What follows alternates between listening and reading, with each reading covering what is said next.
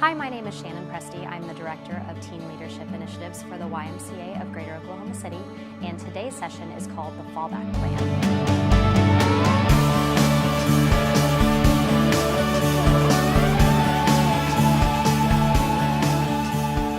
This session was inspired by all of the students during my first year of creating all of this work when I realized that there were about 5 categories that the students were interested in pursuing. And it's not that we want them to think that they can't pursue those dreams. We want to make sure that they understand and have the facts associated with them. And with any career, no matter what you choose, it's also good to think about alternatives as we go through this. So today's session, as usual, you'll arrive 10 minutes early to check into the office and then arrive to your classroom on time. And then the lead mentor will describe the session. Now, this session is a little bit unique because you won't necessarily be working with the students that have been in your small group the whole year, and I'll explain why.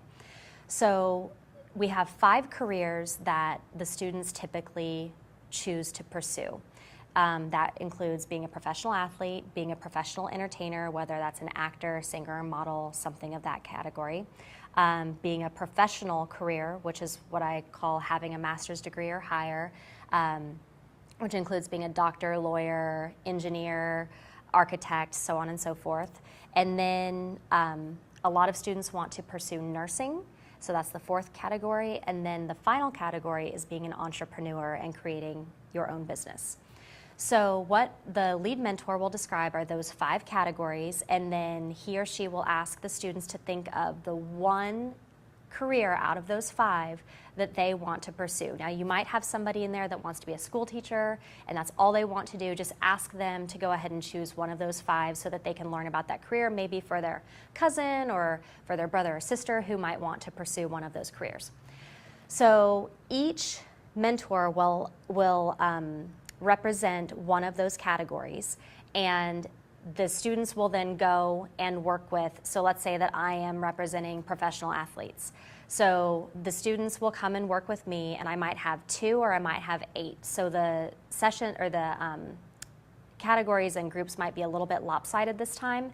And again, you will not likely be working with the exact number of students that you have been previously. So when the students sit down, the number one thing you want to do is ask why they want to pursue that, and not in a negative way, but in a curious way. Now, tell me why you want to be a professional athlete, or tell me what it is about nursing that interests you, and have each student share with the group why they have chosen that career. And then let them know that we're not here to tell them that we don't want them to do that career. We're here to help them understand all of the logistics and details related with those certain careers. So every group will have a bag, and in that bag you will have facts, and these are all the different facts that you'll have for every category. So I have the facts cut up here for being a professional athlete. So you will pass around the bag, and each student will take a slip. So I'll take this slip if I'm a student, and I will read out loud. 1.2% of college basketball players go on to play pro ball. That is 0.03% of all high school players. Now, have the group kind of discuss that and see what they think about it, and then you'll pass the bag on, and then the next person will choose the next fact and read it out loud, and you'll talk about it. And some of these, like the professional athlete group, for example, a lot of them seem like they're negative, letting them know the small percentage of people who make it, or the very small number of years that a professional athlete has in their career and things of that nature. But they might seem negative because those are just the realities of that particular career. So for example, nursing, there's a lot of really great statistics such as, that the jobs are on the rise, there's always jobs available. So it just depends on the career that they've chosen based on the facts that are given. Now, here comes the interesting part. So as you're winding down and you've gone through all of the facts, kind of talk about what they found interesting, did they learn anything, do they still want to pursue this? And then in every group, we now tell them that the job that they have selected and that they want to pursue is illegal, and it doesn't exist anymore. And you can no longer be a nurse, you can no longer be a doctor, you can no longer be whatever it is in your group that you want to be, and they have to come up with a fallback plan as an alternative to what they have chosen today. So come up with some different things. Some of those things might be, I'll go with the professional athletic group again, since that was what I was representing.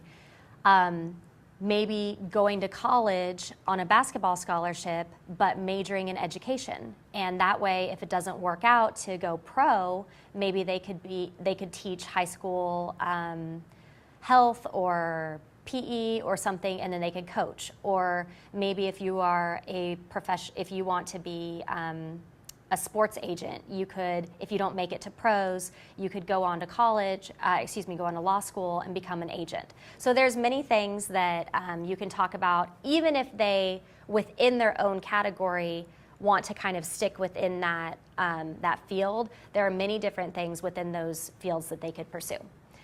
It's a really engaging session. You have to kind of help the kids understand that we're not being negative and we're not telling them that they can't make it. We're helping them understand the reality so that they can make it. And the more information they have about these professions, the more likely they are to achieve. Or they might just decide, you know, that's actually not what I want to do anymore anyway. So arming them with information, helping them come up with a fallback plan, and helping them think about things beyond just the one career.